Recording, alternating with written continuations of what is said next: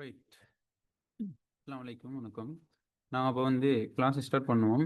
என்னென்னு சொன்னால், போன கிளாஸில் நாங்கள் பார்த்துருந்தோம் என்னென்றால் 2.7 சம்பந்தமாக பார்த்துருந்தோம். சரி, அப்போ 2.7 நாங்கள் என்ன விஷயம் பார்த்துருந்தோம் அப்படின்னு சொன்னால், நிரம்பலை தீர்மானிக்கிற காரணிகளின் அடிப்படையில் நாங்கள் நிரம்பல் கோட்டையும் நிரம்பல் விதியையும் விளக்க போகிறோம் அப்படின்ற ஒரு தேர்ச்சி மட்டும் 2.7 நாங்கள் பார்த்துருந்தோம். சரியா? அப்போ நிரம்பல்ண்டா என்ன? நிரம்பல் தோன்றுவதற்கான அவசியமான 3 விடயங்கள் இது என்னது? விருப்பம், வளங்கள், நிரம்பல் செய்வதற்கான ஆற்றல்.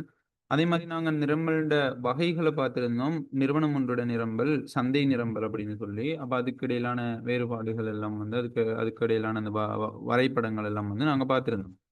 சரி, அதே மாதிரி நிரம்பல் தொழிற்பாடு அல்லது நிரம்பல் சார்புண்டா என்னன்னு பார்த்துருந்தோம். அந்த நிரம்பல் தொழிற்பாடை அல்லது நிரம்பல் சார்பை நாங்கள் 2 வகைகளாக வகைப்படுத்தியிருந்தோம். எப்படின்றால் நிறுவன நிரம்பல் சார்பு, சந்தை நிரம்பல் சார்பு அப்படின்னு சொல்லி. ரைட். அப்போ நாங்கள் இன்றைக்கு நடக்க போகிற கிளாஸில் என்ன பார்க்க போகிறோம் அப்படின்னு சொன்னால், நிரம்பல் விதி சம்பந்தமாக பார்க்க போகிறோம். சரி, நிரம்பல் விதி. நிரம்பல் விதி. ரைட். அப்ப நிரம்பல் விதி, அதே மாதிரி இந்த நிரம்பல் விதியை விளக்கக்கூடிய 3 முறைகள் இது. நிரம்பல் அட்டவணைகள் மூலமா அல்லது நிரம்பல் கோட்டின் மூலமா மற்றும் நிரம்பல் சமன்பாடுகளின் மூலமா நாங்க என்ன செய்யலும் அப்படின்றால் நிரம்பல் விதியை விளக்க இயலும். சரியா? அப்ப முதலாவது நாங்க விளங்கிக் கொள்ள வேண்டிய விஷயம் என்னன்னு சொன்னா, நிரம்பல் விதிண்டா என்ன? ரைட். அப்ப நிரம்பல் விதின்னு சொல்ல போக்குள்ள நல்லா தெளிவாக விளங்கிக் கொள்ளணும்.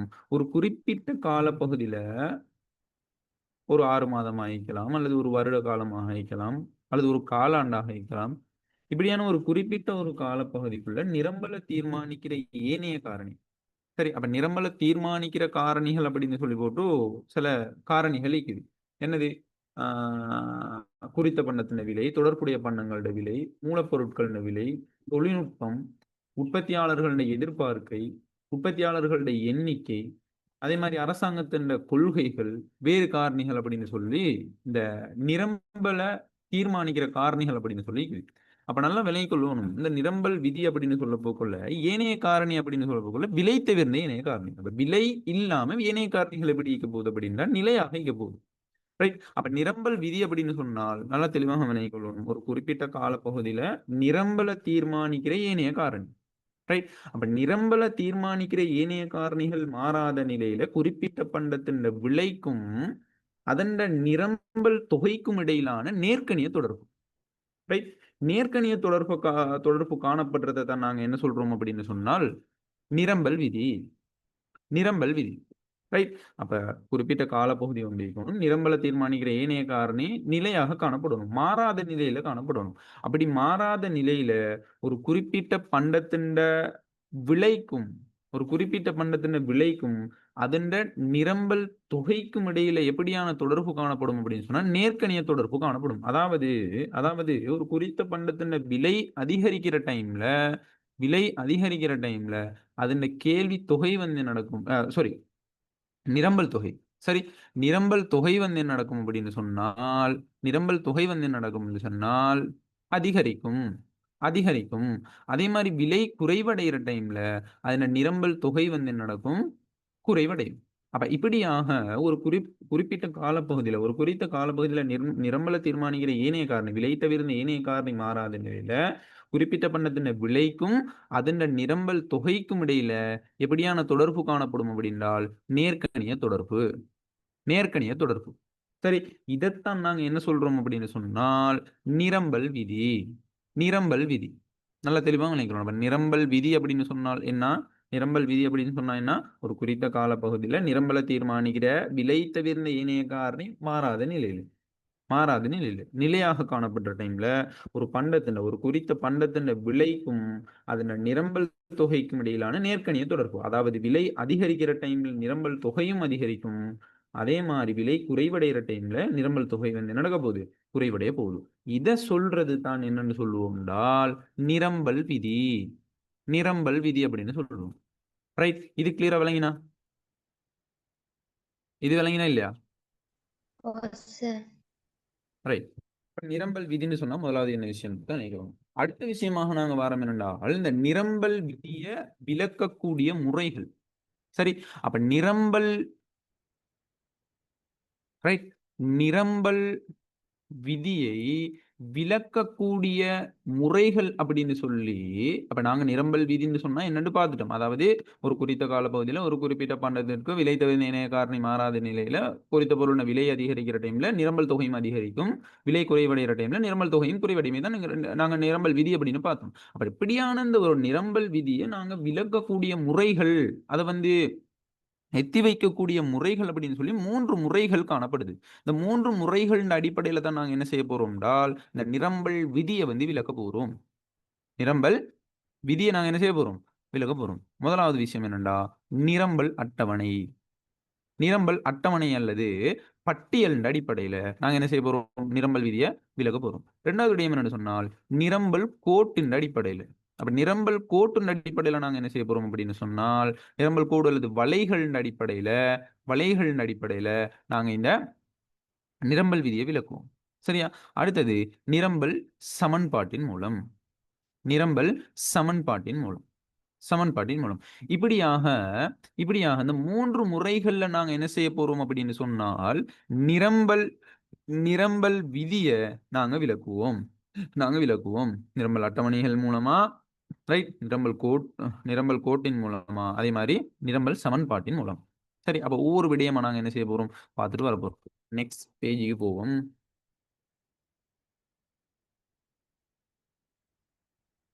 ரைட். இப்ப முதலாவது விஷயம் என்னன்னு சொன்னா, நிரம்பல் அட்டவணை. நிரம்பல் அட்டவணை.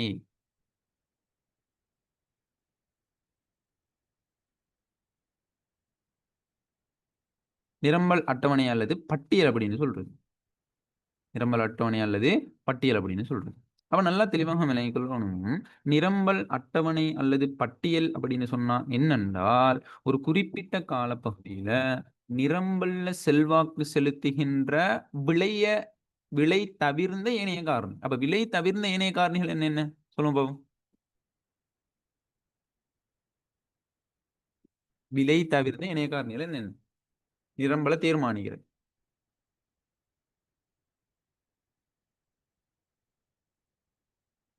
என்னென்ன காரணம்?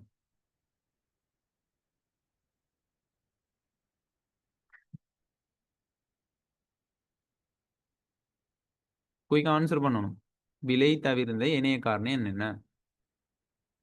நிரம்பல தீர்மானிக்கிற விலை தவிர்ந்த இணைய காரணம் என்னென்ன?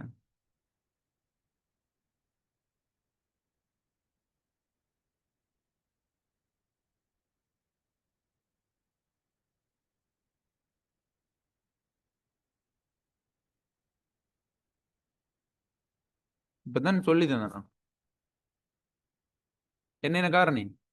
தொடர்புடைய பண்டங்கள விலையாயிக்கலாம், மூலப்பொருட்களின் விலையாயிக்கலாம், தொழில்நுட்பம் ஆயிக்கலாம், உற்பத்தியாளர்களின் எதிர்பார்ப்பு ஆயிக்கலாம், அரசாங்கத்தின் கொள்கைகள் ஆயிக்கலாம், உற்பத்தியாளர்களுடைய எண்ணிக்கை ஆயிக்கலாம், வேறு காரணி. இதெல்லாம் வந்து என்னன்னு சொன்னால், நிரம்பல தீர்மானிக்கிற விலை தவிர்ந்த ஏனைய காரணிகள். அந்த விலை தவிர்ந்த ஏனைய காரணிகள் எப்படி இருக்க போகுது அப்படின்னு சொன்னால், நிலையாக காணப்படும். மாறாத நிலையில. அப்ப குறிப்பிட்ட ஒரு காலப்பகுதியில நிரம்பல செல்வாக்கு செலுத்துற ஏனைய காரணிகள் மாறாத நிலையில, ஒரு குறிப்பிட்ட பண்டத்திற்கு சந்தையில காணப்படக்கூடிய பல்வேறு விலைகளின் கீழ உற்பத்தியாளர் நிரம்பல் செய்ய அதாவது நல்லா விளங்கிக் கொள்ளணும். நிரம்பல் செய்றவர் யாரு? உற்பத்தியாளர். அப்ப உற்பத்தியாளர்களால நிரம்பல் செய்ய எதிர்பார்க்கப்படுகின்ற பல்வேறு தொகைகளை நாங்க என்ன செய்ய போறோம்? பட்டியல் ஒன்றின் மூலமா காட்ட போறோம். ஒரு அட்டவணையின் ஒன்றின் மூலமா காட்டப் போறோம். அப்படி அப்படி அப்படி அந்த உற்பத்தியாளர்களால நிரம்பல் செய்ய எதிர்பார்க்கப்படுகின்ற பல்வேறு தொகைகளை காட்டுற அந்த பட்டியல அல்லது அந்த அட்டவணையை தான் நாங்க என்ன சொல்றோம் அப்படின்றால் நிரம்பல் அட்டவணை. நிரம்பல அட்டவணை. விளங்கிச்சா உங்களுக்கு சொல்றது? விளங்கிச்சா உங்களுக்கு சொல்றது? அதாவது ஒரு குறிப்பிட்ட காலப்பகுதியில நிரம்பல செல்வாக்கு செலுத்துகின்ற அல்லது நிரம்பல தீர்மானிக்கிற ஏனைய காரணி எப்படி இருக்க போகுது? நிலையாக காணப்பட போகுது. விளங்கிச்சா சொல்றது? அப்ப நிலையாக மாறாத நிலையில குறிப்பிட்ட பண்டத்திற்கு சந்தையில காணப்படக்கூடிய பல்வேறு விலைகளின் கீழ ரூ. 10, ரூ. 20, ரூ. 30, ரூ. 40 பல்வேறு விலைகளின் கீழ உற்பத்தியாளர்கள் நிரம்பல் செய்ய எதிர்பார்க்கப்படுகின்ற பல்வேறு தொகை. இதை காட்டுகின்ற ஒரு அட்டவணைய அல்லது இதை காட்டுகின்ற ஒரு பட்டியலை தான் நாங்க என்ன சொல்றோம் அப்படின்றால் நிரம்பல் பட்டியல் அல்லது நிரம்பல் அட்டவணை அப்படின்னு சொல்லுவோம். நிரம்பல் பட்டியல் அல்லது நிரம்பல் அட்டவணை அப்படின்னு சொல்லுவோம். ரைட். இப்ப முதலாவது விடயம் என்னன்னு சொன்னா விலை கியூஎஸ். விலை கியூஎஸ். இப்ப விலை வந்து 0 இருந்து 10வது, 10 இருந்து 20வது, 20 ரூபாயாக, அதுக்கப்புறம் 20 ரூபாயிலிருந்து 30 ரூபாயாக, 30 ரூபாயிலிருந்து 40 ரூபாயாக, 40 ரூபாயிலிருந்து 50, 50 இருந்து 60, இப்படி வந்து விலை வந்து என்ன நடக்குது, அதிகரிச்சு கொண்டு போகுது. அதே மாதிரி இந்த நிரம்பல் தொகை அப்படின்றது வந்து என்ன செய்யுது, விலை 0 ஆகிற டைம்ல நிரம்பல் தொகையும் 0 தான் நீக்குது. அதே மாதிரி விலை வந்து 10 டைம்ல நிரம்பல் செய்ய ஆரம்பிக்கிறான். 100 தொகைகளை வந்து என்ன செய்யறான், நிரம்பல் செய்யறான். 20 டைம்ல 200 ஆக்குறான். 30 டைம்ல 300 ஆக்குறான் தொகைகளை. விலை வந்து 40 டைம்ல 400 ஆக்குறான். விலை வந்து 50 டைம்ல 500 பொருளை வந்து உற்பத்தி செய்ய எதிர்பார்க்கிறான். அதே மாதிரி விலை வந்து 60 டைம்ல நிரம்பல் தொகையை 600 ஆக்குறான். அப்ப இதுல இருந்து என்ன விளங்குது அப்படின்னு சொன்னால் விலை அதிகரிக்க அதிகரிக்க நிரம்பல் தொகையும் வந்து நடக்குது அதிகரிக்க. இப்ப மாற்றமா யோசிங்க. இப்ப 60 இருந்து 50 ஆகுது, 50 இருந்து 40 ஆகுது. அப்படி விலை வந்து குறைவடைய நடக்குது. 600 இருந்து 500 ஆகுது, 500 இருந்து 400 ஆகுது. அப்படி வந்து விலை குறைவடைய நிரம்பல் தொகையும் வந்து குறைவடையுது. விலை அதிகரிக்க நாங்க இப்படி யோசிச்சோம் அப்படின்னு சொன்னா 10 ரூபாயிலிருந்து 20 30 அப்படின்னு சொன்னால் 100 இருந்து 200 300 அதிகரிச்சு கொண்டு வருது நிரம்பல் தொகை. அதனால அந்த நிரம்பல் அட்டவணை அப்படின்றது வந்து என்னது, கேள்வி நிரம்பல் விதியை காட்டுற அட்டவணையை நாங்க என்ன செய்ய போறோம் அப்படின்னால் இப்படிதான் காட்டுறோம். இல்லைங்க சொல்றது. அப்ப நிரம்பல் விதி என்ன சொல்லுது, ஒரு குறித்த காலப்பகுதியில ஒரு குறிப்பிட்ட சந்தர்ப்பத்துல ரைட் ஒரு குறித்த பொருளுக்கோ சரி விலை தவிர்ந்த ஏனைய காரணி மாறாத நிலையில ஒரு குறித்த பொருளுக்கோ பல்வேறு விலைகளின் கீழே உற்பத்தியாளர்களால நிரம்பல் செய்ய எதிர்பார்க்கப்படுகின்ற பல்வேறு தொகைகள். இதைத்தான் சரி ரைட்.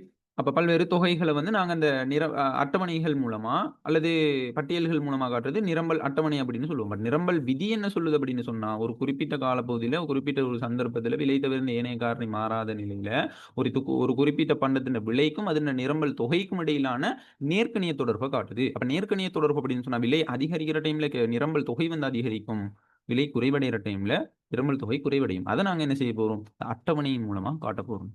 தான் அட்டவணை மூலமா விளக்குற விஷயம் நிரம்பல் விதியை.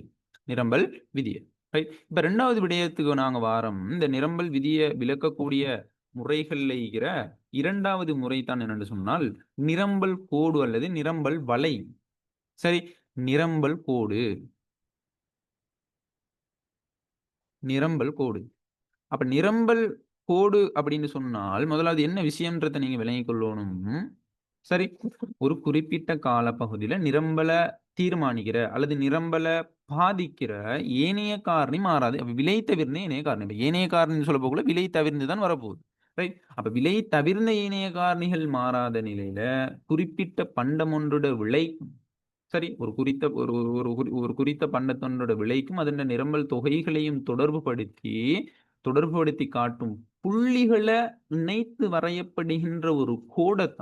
வரையப்படுகின்ற கோடைத்தான் நாங்க என்ன சொல்றோம், நிரம்பல் கோடு அப்படின்னு சொல்லுவோம். விளைஞ்ச சொல்றது அல்லது நிரம்பல் வலை அப்படின்னு சொல்லுவோம். ரைட். அப்ப அதை நீங்க நல்லா தெரியுமா விளைக்கணும். ஒரு குறிப்பிட்ட காலப்பகுதியில இப்ப பாருங்க நிரம்பல் அட்டவணையின் மூலமா அதாவது 10 ரூபாய் விலையில எவ்வளவு நிரம்பல் தொகை, 20 ரூபாய் விலையில எவ்வளவு நிரம்பல் தொகை. அப்ப விலைக்கும் நிரம்பல் தொகைக்கும் இடையிலான 2 அச்சை நாங்க என்ன செய்வோம் வரைஞ்சி அதுக்கு ஏற்ற மாதிரி நாங்க என்ன செய்வோம் அப்படின்னு சொன்னா அந்த புள்ளிகளை மார்க் பண்ணி அந்த புள்ளிகளை இணைத்து வரையப்படுகின்ற ஒரு கோடைத்தான் நாங்க என்ன சொல்றோம் அப்படின்னு சொன்னால் நிரம்பல் கோடு அப்படின்னு சொல்லுவோம். இந்த இந்த இந்த உதாரணத்தின் மூலமா நாங்க எடுக்க போனால் இது வந்து விலை அச்சு, இது வந்து தொகை அச்சுன்னு வச்சுக்கொள்வோமே, பிரைஸ் கிவ். இப்ப இதுல வந்து விலை 0 இருந்து 10வது 20வது 30வது 40வது 50வது 60வது. சரியா, 10 20 30 40 50 60. அதே மாதிரி தொகைகளை நாங்க பார்க்க போனால் 0ல இருந்து 100வது, 200, 300, 400, 500, 600 இப்படி 100 100ஆல அதிகரிச்சுட்டு போகுது. 100, 200, 300, 400, 500, 600 இப்படி 100 100ஆல அதிகரிச்சுட்டு போகுது. இப்ப நாங்க புள்ளிகளை இணைக்க போறோம். புள்ளிகளை முதலாவது குறிக்க போறோம். 0 விலை 0 ஆகிற டைம்ல நிரம்பல் தொகை வந்து 0. நிரம்பல் தொகை 0. அதுல ஒரு புள்ளி. 0த்துல ஒரு புள்ளி. அதே மாரி விலை வந்து 10 ஆகுற டைம்ல நிரம்பல் தொகை 100. 10 ஆகுற டைம்ல நிரம்பல் தொகை 100. இதுல ஒரு டொட். ஒரு புள்ளி. அதே மாரி விலை 20 ஆகுற டைம்ல 200. இதுல ஒரு டொட். சரியா? சரியா அதுல வரைஞ்சுக்கோங்க. 300 ஆகுற டைம்ல அதாவது விலை 30 ஆகுற டைம்ல நிரம்பல் தொகை 300. அதே மாரி 40 ஆகுற டைம்ல விலை 400.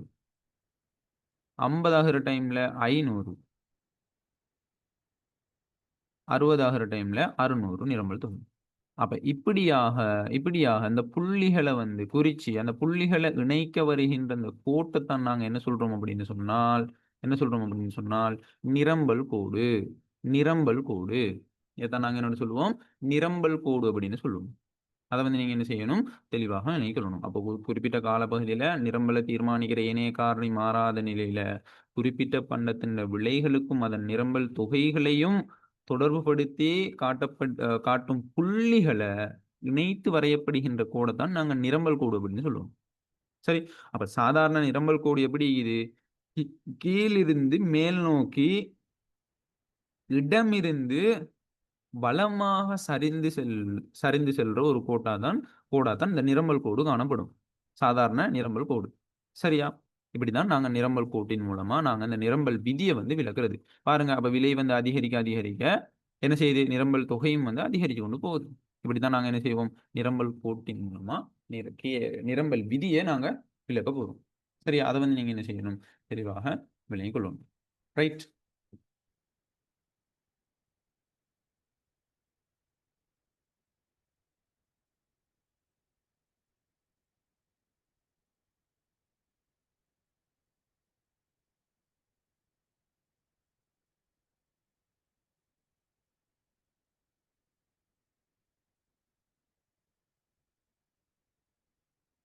ரைட். கொஞ்சம் வெயிட் பண்ணுங்க.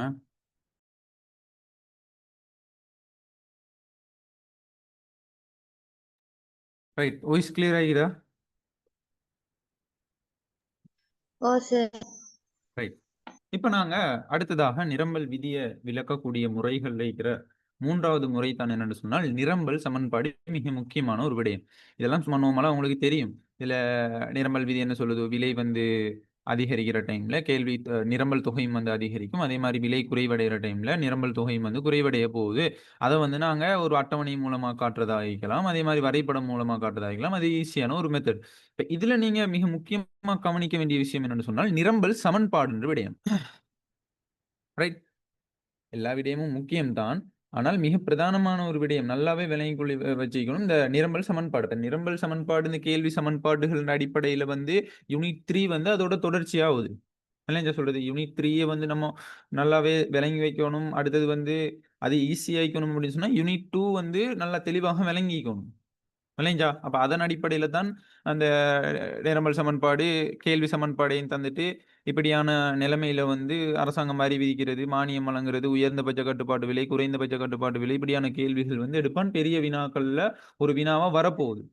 விளங்கிச்சா உங்களுக்கு சொல்றது? அப்ப அதுகளையும் நீங்க என்ன செய்யணும்? தெளிவாக இந்த பேசிக்கான விஷயங்கள நீங்க விளங்கிக்கணும். நிரம்பல் சமன்பாட்டுல வந்து எப்படியான விடயங்கள் குறிப்பிடப்படுது. சரியா? QS சமன் A பிளஸ் BP. அப்ப ஏன்டா என்ன? Bண்டா என்ன? Pண்டா என்ன? QSனா என்ன? இதில் சம்பந்தமான விடயங்கள் எல்லாத்தையும் வந்து நாங்க என்ன செய்ய போறோம்? இப்ப வந்து பார்க்க போறோம். இந்த நிரம்பல் சமன்பாட்டினூடாக நிரம்பல் விதியை நாங்க எப்படி விளக்குறது அப்படின்றது. ரைட். நிரம்பல் சமன்பாடு.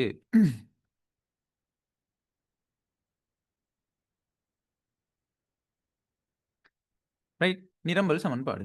அப்ப நிரம்பல் சமன்பாடு அப்படின்னு போகக்குள்ள நல்லா விளங்கிக் கொள்ளணும். என்ன? அதாவது நிரம்பல் சமன்பாடுன்னா முதலாவது பேசிக்கா என்ன அப்படின்றத நீங்க தெளிவா விளங்கிக் கொள்ளணும்.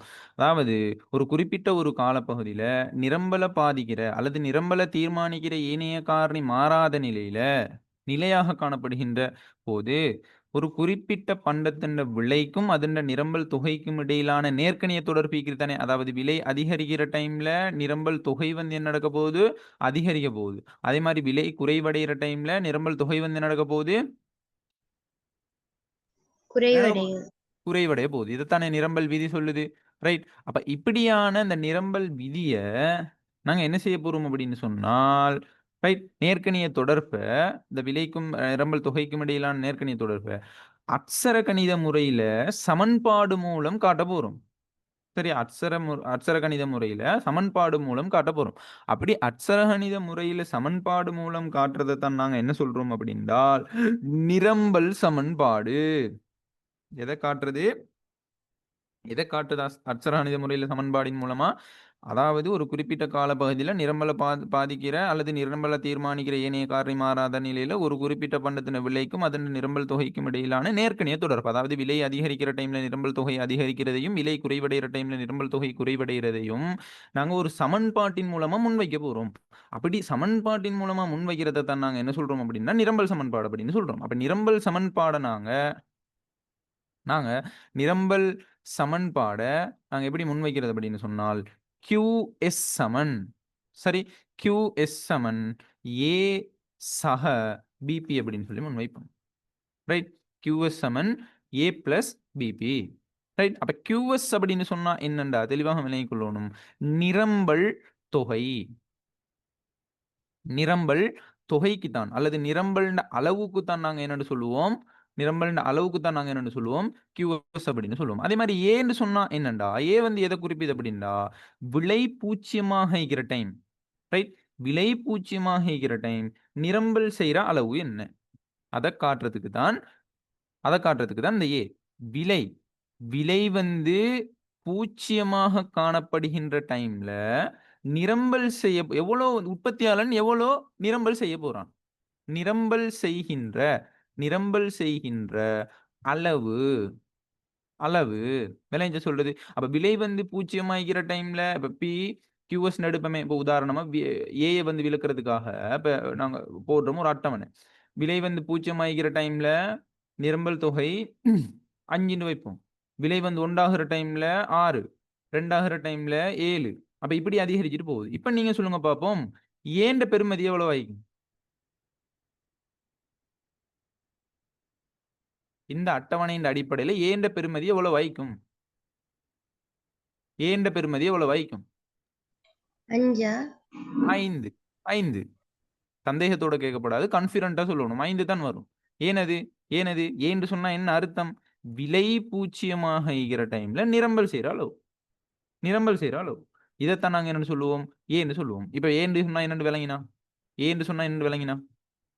ஓ சார். ஓ, அதே மாதிரி நாங்க பிக்கு வரோம். ரைட். பின்னு சொன்னா என்னண்டா நல்லா தெளிவாக விளங்கிக்கொள்ளணும். நிரம்பல் கோட்டுண்ட தலைகீழ் வடிவம். அப்ப பியை கண்டுபிடிக்கிறதுக்கு நாங்க என்ன செய்வோம் அப்படின்னு சொன்னா டெல்டா QS இன் கீழ டெல்டா பி. ரைட். இப்ப உதாரணமா விலையையும் QS-ஐயும் நாங்க எடுப்போம்.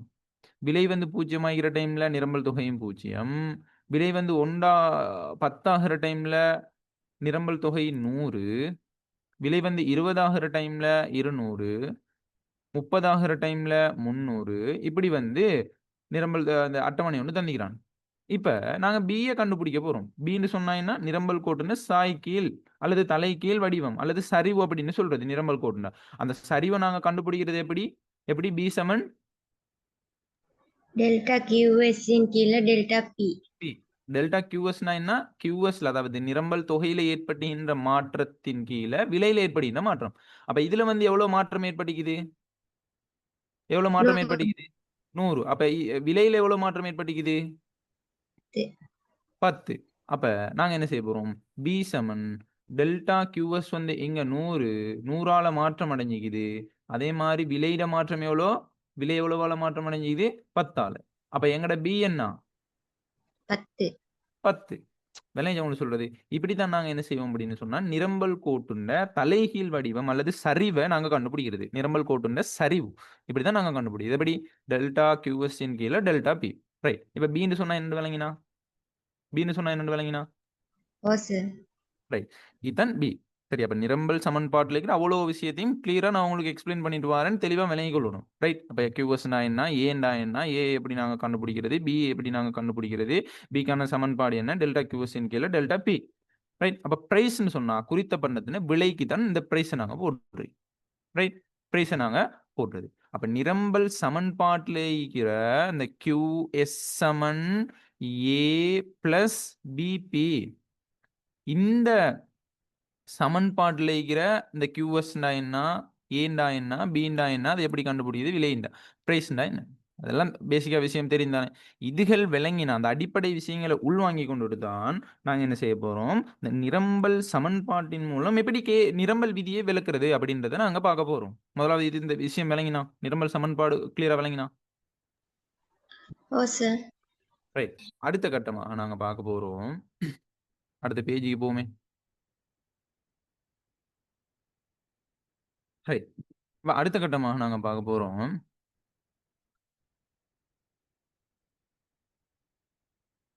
ரைட். இப்ப நாங்க உதாரணம் ஒன்று எடுப்போம். உதாரணம் 1. ரைட். இப்ப பிரைஸ் QS. பிரைஸ் வந்து 0 இருந்து 10ஆவது, 10ல இருந்து 20, 20ல இருந்து 30, 40, 50, விலை வந்து என்ன செய்யுது, இப்படி 60 மட்டும் அதிகரிச்சுட்டு போகுது. அதே மாதிரி QS வந்து 0, 100,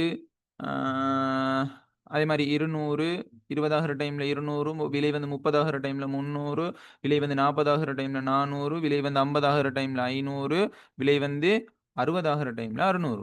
அப்ப இப்படி ஒரு இதை வந்து தந்திக்கிறான். ஒரு அட்டவணையை தந்திக்கிறான். இந்த அட்டவணையில இருந்து நாங்க என்ன செய்ய போறோம்னா நிரம்பல் சமன்பாடை உருவாக்க போறோம்.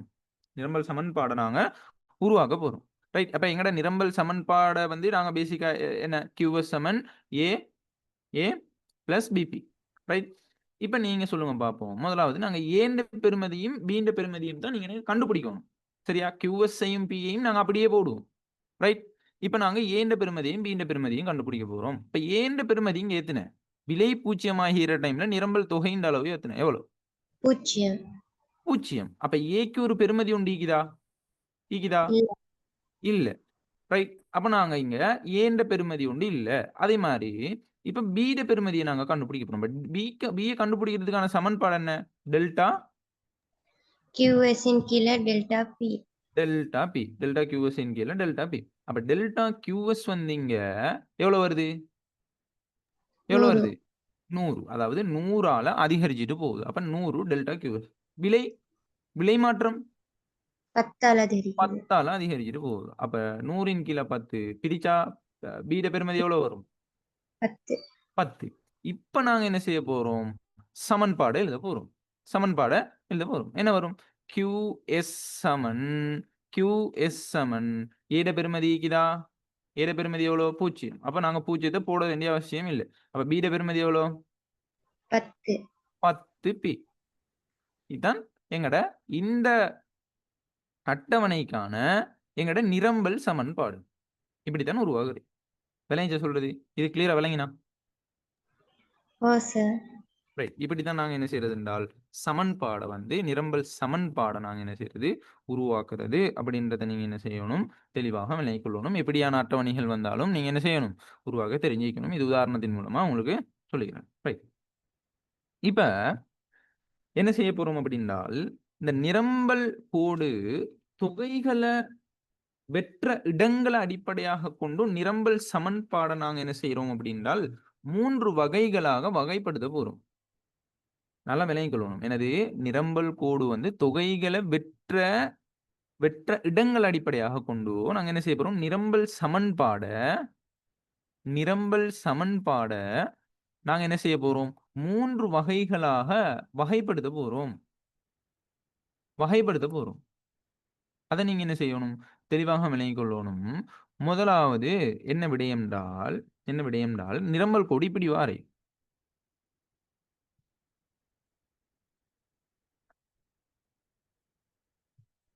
ரைட்.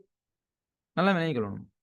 நிரம்பல் கோடு வந்து தொகையச்ச, அந்த கோடு வந்து தொகையச்சில இருந்து போறேன்.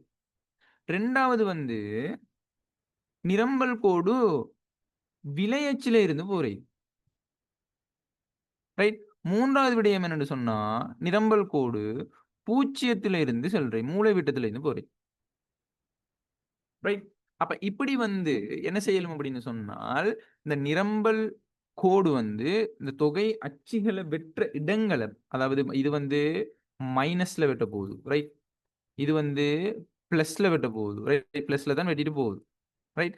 அப்ப இந்த அடிப்படையாக கொண்டு நாங்க என்ன செய்ய போறோம் அப்படின்னு சொன்னால், நிரம்பல் சமன்பாட்ட 3 வகைகளாக வகைப்படுத்துவோம்.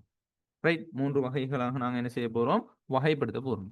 இப்ப முதலாவது வகை வாரம், இந்த நிரம்பல் கோடு இந்த தொகை அச்சுல பிளஸ்ல இருந்து போச்சு அப்படின்னு சொன்னா, நாங்க எப்படி எழுதுவோம் என்றால், QS சமன் A பிளஸ் BP.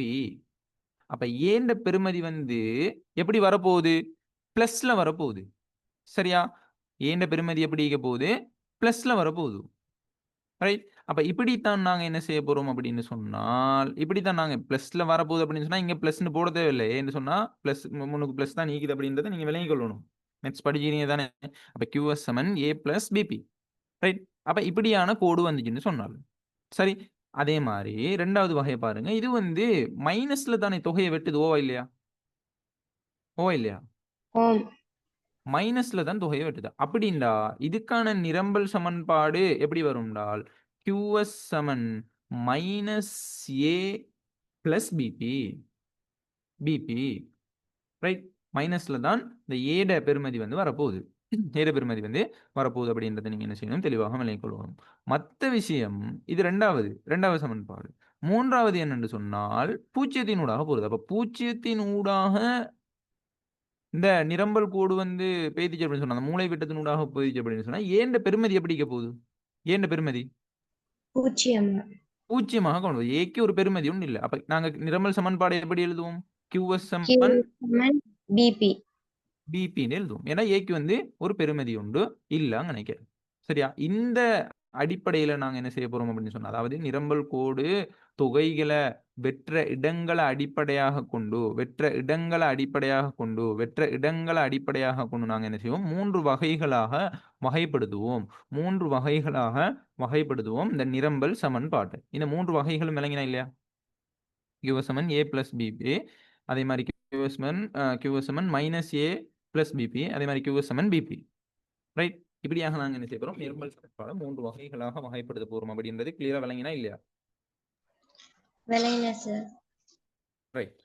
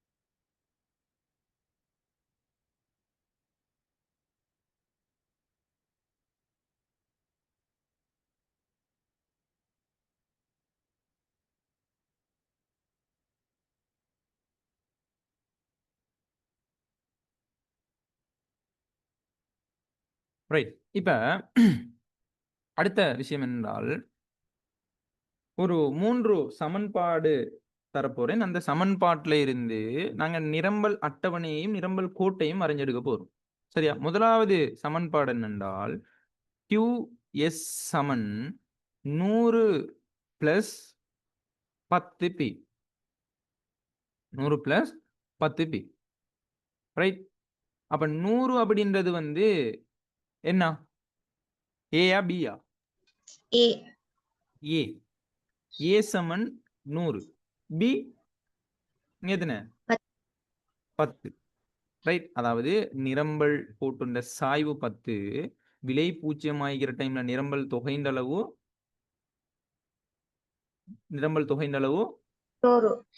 100. சரியா? இதுதான் அர்த்தம். ரைட். இந்த சமன்பாட்டின் மூலமா நீங்க விளங்கிக் கொள்ள வேண்டிய பேசிக்கான விளக்கம் வந்து இது. ரைட்.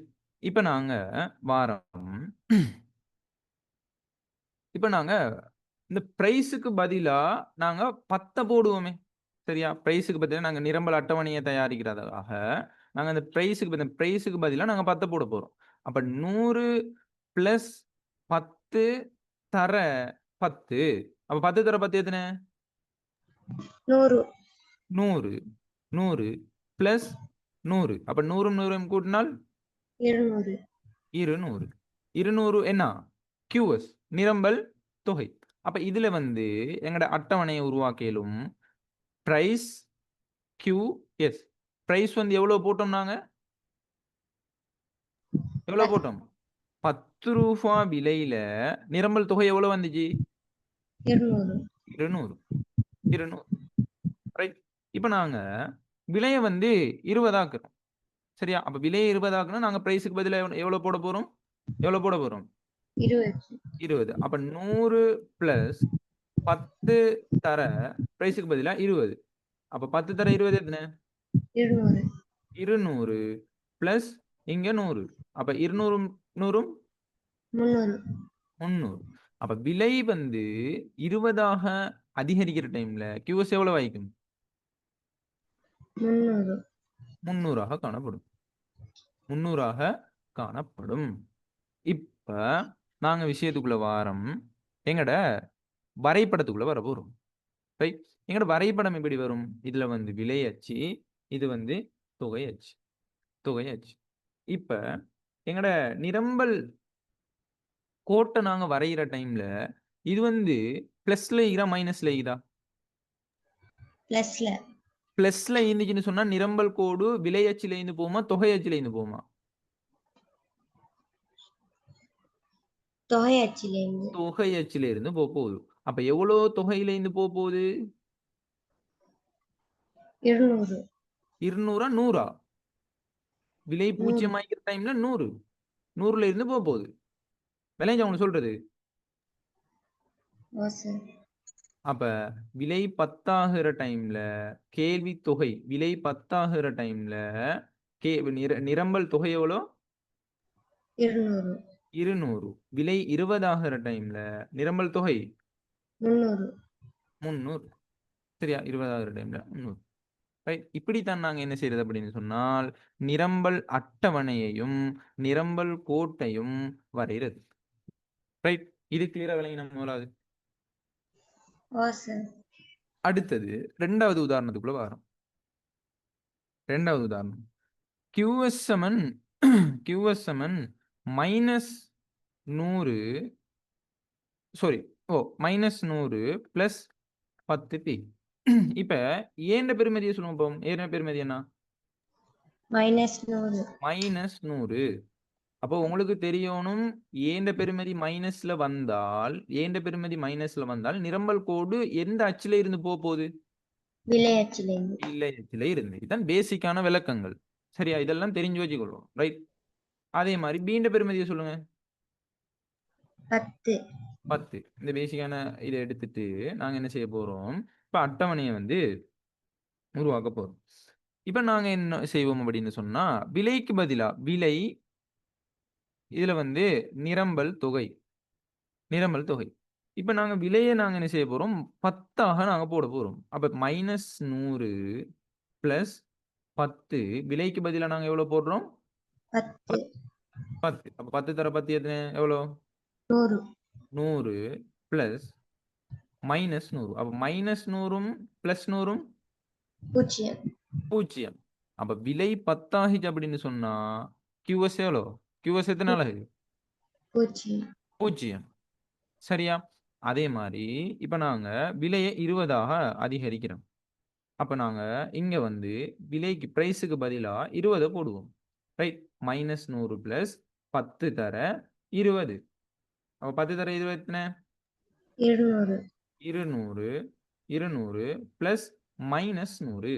அப்ப 200ல இருந்து -100 போனால் 100. 100 வரும். அப்ப விலை வந்து 10ல இருந்து 20 அதிகரிக்கிற டைம்ல QS வந்து 0ல இருந்து என்ன செய்ய போகுது? 100ஆக அதிகரிக்க போகுது. ரைட்? இதுக்கான கேள்வி கூட நாங்க வரைய போறோம் பாருங்க. நிரம்பல் கோட விலை அச்சு, இதுல வந்து தொகை அச்சு. ரைட்? அப்ப விலை அச்சு, தொகை அச்சு அப்படின்னு சொல்ல போகல எங்களுக்கு வந்து கோடு இந்த மைனஸ் ஏட பெறுமதி வந்து மைனஸ்ல வந்துச்சுன்னு சொன்னால் விலை அச்சை வெட்டி செல்லுமா, தொகை அச்சை வெட்டி செல்லுமா? நிரம்பல் கோடு விலை அச்சு. விலை அச்சை வெட்டி செல்ல போகுது. சரி, விலை அச்சை வெட்டி செல்ல போகுது. அப்ப அப்ப இதுல வந்து நாங்க மெயினான விஷயம் என்னன்னு சொன்னால் இதுல இந்த விலையை நாங்க கண்டுபிடிக்கணும் அப்படின்னு சொன்னா விலையச்சில இருந்து வெட்டி செல்றாயின்னா நாங்க விலையை நாங்க கண்டுபிடிக்கணும் என்றால் இந்த 10ஆல 100 பிரிக்க போறோம். அப்ப 10ஆல 100 பிரிச்சா எத்தனை வரும்? 10. 10 தான் இங்க வரும். விளைஞ்சா உங்களுக்கு சொல்றது பிளஸ்ல வந்துச்சுன்னு சொன்னால் இந்த ஏண்ட பெருமதியை போடுவோம். மைனஸ்ல வந்துச்சுன்னு சொன்னால் நாங்க என்ன செய்வோம்? 10ஆல பிரிக்கு. 10ஆல பிரிச்சு அப்ப விலை வந்து 10ல இருந்து போகுது. அத பாருங்க, அந்த விலை வந்து 10 ஆகிற டைம்ல QS 0. சரியா வருதா இல்லையா? பிரிச்சா சரியா வருதா இல்லையா? ஆம். ஓ, சரியா? அதே மாதிரி இப்ப நாங்க என்ன செய்ய போறோம்? முதலாவது வந்து குறிச்சிட்டோம். 2வது வந்து விலை வந்து என்ன செய்யுது? 20ஆக அதிகரிக்குது. அப்ப 20ஆக அதிகரிக்கிற டைம்ல தொகை வந்து எவ்வளவு ஆகுது? எவ்வளவு ஆகும்? நிரம்பல் தொகை 100. 100. சரியா? அப்ப இப்படித்தான் நாங்க என்ன செய்வோம் என்றால் இதன் நிரம்பல் கோட்டை வந்து வரைவோம். ரைட்? இது கிளியரா? ஓ சார். ரைட். அடுத்ததாக 3வது சமன்பாடு ஒன்று பார்ப்போம். 3வது சமன்பாடு QS 10 பி. QS 10 B. அப்ப இப்படி தந்தா ஏண்ட பெருமதி எவ்வளவு ஆயிக்கும்? 0. 0. பீண்ட பெருமதி 10. 10. அப்ப 0 சொன்னா உங்களுக்கு விளங்கி கொள்ளணும். ஏக்கு ஒரு பெருமதி ஒன்றே இல்லை அப்படின்னு சொன்னா விளங்கி கொள்ளணும். நிரம்பல் கோடு எப்படி போகும்? 0 அந்த மூளை விட்டத்தில இருந்து போகும். விளைஞ்ச உங்களுக்கு சொல்றது. இப்ப நாங்க என்ன செய்ய போறோம்? முதலாவது பிரைஸுக்கு பதிலா பிரைஸ் இதுல QS பிரைஸுக்கு பதிலா நாங்க 10 போடுவோம். ரைட்? அப்ப விலை வந்து 10 ஆகிற டைம்ல அப்ப இங்க வந்து 10 பிரைஸுக்கு பதிலா 10 போட போறோம். அப்ப 10 தர 10 எத்தனை? 100. 100. அப்ப விலை வந்து 10 ஆகிற டைம்ல QS எவ்வளோ? 100. 100. அதே மாதிரி விலையை நாங்க 20 ஆகுறோம். 20 ஆகுறோம். அப்ப 10 தர 20. 10 தர 20 எத்தனை? 200. 200. அப்ப விலை 20 ஆகிற டைம்ல QS எவ்வளோ? 200. 200. சரியா? அப்ப 0. இங்க விலை 10 ஆகிற டைம்ல இங்க 100. 100. அதே மாதிரி 20 ஆகிற டைம்ல 200. 200. சரியா? இப்படித்தான் நாங்க என்ன செய்வோம்? நிரம்பல் கோட்டை வரையும். இது கிளியரா விளங்கினா? ஓ சார். ரைட். அதே மாதிரி இந்த அட்டவணைகள் தார டைம்லையும் எப்படி சமன்பாடுகளை உருவாக்குறது அப்படின்றதையும் விளங்கிக் கொள்ளணும். அது தெரியும் தானே? அட்டவணைகள் தார டைம்ல சமன்பாடை உருவாக்க தெரியுமா இல்லையா? முதலாவது என்ன செய்வீங்க? எதை கண்டுபிடிக்கணும்? எதை கண்டுபிடிப்பீங்க? PM QS. இல்ல, நான் கேட்கிறேன். நிரம்பல் சமன்பாடை உருவாக்க சொன்னாண்டா, ஒரு அட்டவணையை தந்துட்டு நிரம்பல் சமன்பாடை உருவாக்க சொன்னாண்டா எங்களுக்கு என்ன எது கண்டுபிடிக்கணும்? ஏண்ட பெருமதியும் B. பீண்ட பெருமதியும் நாங்க கண்டுபிடிக்கணும். ஏண்ட பெருமதி ஏண்டா என்ன? விலை 0 ஆகிற டைம்ல நிரம்பல் நிரம்பல் தொகை. நிரம்பல் தொகை என்ன அளவு? அதே மாதிரி பீண்டா என்ன? நிரம்பல் கோட்டான சாய்வு வந்து தலைக்கின்ற வடிவம். தலைகீழ் வடிவம். சரியா? அப்ப ஏயும் பியையும் கண்டுபிடிச்சிட்டு அதுல பிரதியிட்டோம்னு சொன்னா எங்களை நிரம்பல் சமன்பாடும். அப்ப அட்டவணைகள் தார டைம்லையும் நாங்க என்ன செய்யணும், இப்படி நிரம்பல் சமன்பாடுகளை உருவாக்க தெரிஞ்சுக்கணும். அதுல முதலாவது ஒரு சமன்பாடு ஒன்று உருவாக்கி பார்ப்போம். Price QS. சரியா? பிரைஸ் வந்து 10ல இருந்து 20 ஆகுது. அதே மாதிரி கியூஎஸ் வந்து 500ல இருந்து 600 ஆகுது. 600 ஆகுது. அப்ப இதுக்கான நிரம்பல் சமன்பாடை நாங்க உருவாக்கணும். சரி, உருவாக்கணும். இப்ப நாங்க முதலாவது எங்கட பியை நாங்க முதலாவது ஏ தான் கண்டுபிடிச்சிட்டு பியை கண்டுபிடிக்கணும் இல்ல. பியை கண்டுபிடிச்சா எங்களுக்கு வந்து ஏண்ட பெருமதியை இலகுவாக என்ன செய்யணும், கண்டுபிடிச்சிக்க இயலும். ரைட். இப்ப உதாரணமா பீண்ட பெருமதியை நாங்க கண்டுபிடிக்கலுமா இல்லாதா, இலகுவா ஏழுமா இல்லாதா? ஏழு டெல்டா கியூஎஸ் இன் கீழே டெல்டா ஏழு பி. Delta P. அப்ப டெல்டா கியூஎஸ் இங்க எவ்வளோ? 100 100. தொகை நிரம்பல் தொகை மாற்றம் 100. அதே மாதிரி விலை மாற்றம் 10 10. அப்ப 100 10ஆல பிரிச்சால் 10 பீண்ட பெருமதி 10ன்னு நாங்க கண்டுபிடிச்சிட்டோம்.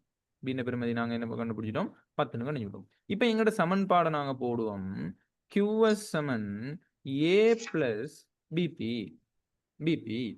இப்ப QSக்கு பதிலா நாங்க 500 போட்டு பார்ப்போம். ஏனது இந்த ஏண்ட பெருமதியை நாங்க கண்டுபிடிக்கிறதுக்கு. சரியா? QSக்கு பதிலா நிரம்பல் தொகைக்கு பதிலா 500 போட்டா நாங்க விலைக்கு பதிலா எவ்வளவு போடணும், எவ்வளவு போடணும்? 10 10 போடணும். அப்ப QSக்கு பதிலா 500 போடுறோம். ஏ கண்டுபிடிக்க போறோம். பிளஸ் பீட பெருமதியை நாங்க எவ்வளவு கண்டுபிடிச்சிக்கிறோம், 10 10ன்னு கண்டுபிடிச்சிக்கிறோம். தர இங்க விலை அந்த QS நிரம்பல் தொகை 500 ஆகிக்கிற டைம்ல விலை வந்து எவ்வளோ, விலை வந்து எவ்வளோ, 10. ரைட். அப்ப 10 தர 10 100 100 பிளஸ் ஏ சமன் 500. 500. அப்ப இங்க 100 பிளஸ் ஆகிட்டு சமனுக்கு இங்க வந்தா என்ன நடக்கும், மைனஸ் மாறும் மைனஸ் ஆகும். சோ ஏ சமன் 500 சய 100. அப்ப ஏட பெருமதி எவ்வளோ, 400 400. அப்ப விலை பூஜ்ஜியமாகிற டைம்ல நிரம்பல் தொகையின் அளவு எவ்வளோ, 400 400. அப்ப இத வச்சு எங்கட நிரம்பல் சமன்பாடு உருவாக்கி. எப்படி நிரம்பல் சமன்பாடு எப்படி உருவாக்குறது? இப்ப நாங்க ஏயும் கண்டுபிடிச்சிட்டோம், பியையும் கண்டுபிடிச்சிட்டோம். அப்ப QS சமன், ரைட், QS சமன் என்ன பெருமதி எவ்வளோ, 400 400 பிளஸ் பீண்ட பெருமதி எவ்வளோ, 10 10 பி. ரைட். இதுதான் எங்கட QS சமன்பாடு. ரைட். இது விளங்கினா இல்லையா? ஓ சார் ரைட். இப்படியா எந்த ஒரு அட்டவணைகள் தாரட்டையும் நிரம்பல் சமன்பாடையும் செய்யணும், உருவாக்க தெரிஞ்சு. அடுத்த விஷயம் என்னென்றால் நிரம்பல் விதி. இந்த நிரம்பல் விதி தொழிற்படுறதுக்கான காரணங்களை நாங்க பார்க்க போறோம். சரியா? இந்த 2 காரணங்களோட அடிப்படையில தான் என்ன செய்ய போகுது அப்படின்னு சொன்னால் இந்த நிரம்பல் விதி வந்து தொழிற்படுது. ரைட். அதாவது 2.7ல இருக்கிற இறுதி கடைசி விஷயம் தான் இந்த நிரம்பல் விதி தொழிற்படுறதுக்கான காரணம். ரைட். இதோட எங்கட 2.7 வந்து முடியுது. ரைட். நிரம்பல் விதி தொழிற்படுவதற்கான காரணங்கள். காரணங்கள். ரைட். அப்ப நிரம்பல் விதி தொழிற்படுறதுக்கான காரணங்கள் அப்படின்னு சொல்லி 2 காரணங்கள் இருக்குது. ரைட். 2 காரணங்கள் இருக்குது. முதலாவது விடயம் என்னன்னு சொன்னால் அதிகரித்து செல்லும் எல்லை செலவு. அதிகரித்து செல்லும் எல்லை செலவு. 2வது விடயம் என்னன்னு சொன்னால் இலாப நோக்கம். இலாப நோக்கம். இந்த 2 அடிப்படையிலையும் தான் என்ன நடக்குது அப்படின்னு சொன்னா விலை அதிகரிக்கிற டைம்ல கேள்வி தொகையும் நிரம்பல் தொகையும் வந்து என்ன நடக்குது, அதிகரிக்குது. அதே மாதிரி விலை குறைவடைகிற டைம்ல நிரம்பல் தொகை என்ன நடக்குது, குறைவடையுது. குறைவடையுது. என்ன காரணத்தினால? அதிகரித்து செல்லும் எல்லை செலவின் காரணமாகவும் இலாப நோக்கத்தின் காரணமாகவும் இந்த நிரம்பல் விதி தொழிற்படுது. அது எப்படின்னு நாங்க முதலாவது பார்ப்போம். அதாவது அதிகரித்து செல்லும் எல்லை செலவு அப்படின்னு சொன்னா என்னன்னா ஒரு பொருளோட உற்பத்தியை அதிகரிக்கிற டைம்ல குறைந்து செல்லும் எல்லை விளைவு விதி காரணமாக அமைய செலவு என்ன நடக்குது, அதிகரிக்குது.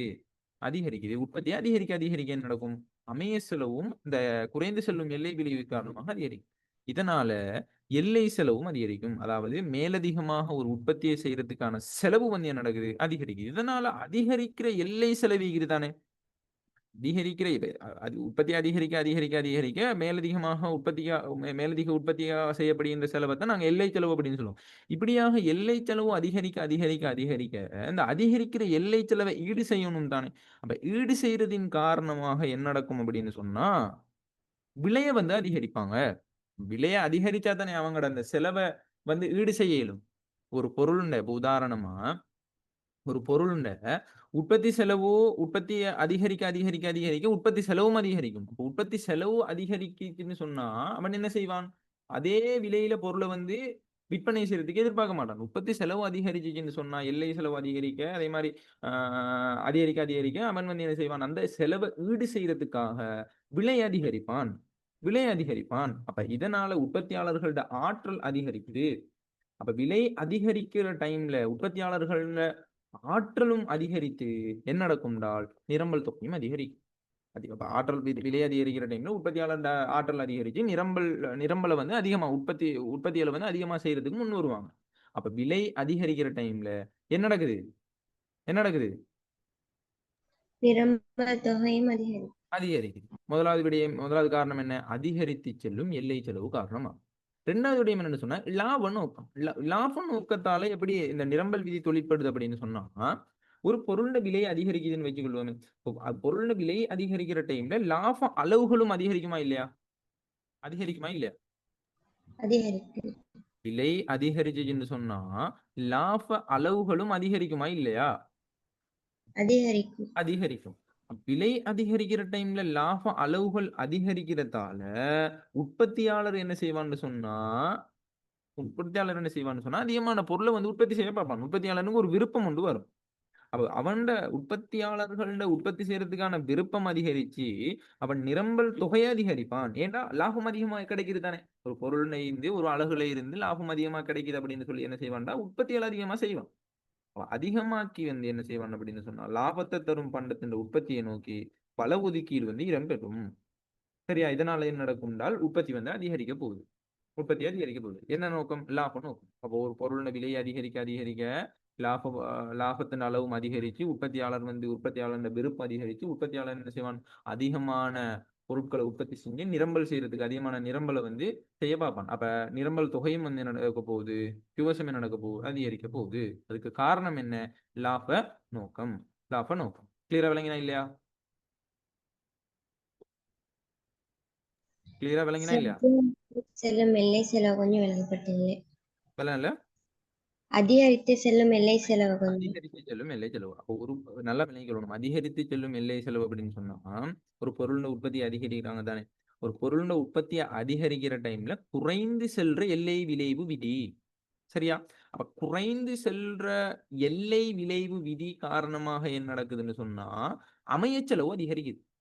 என்ன நடக்குது? அமைய செலவு வந்து அதிகரிக்குது. ரைட்? இப்ப அந்த அமைய செலவு அதிகரிக்கிறதால எல்லை செலவும் அதிகரிக்கும். ரைட்?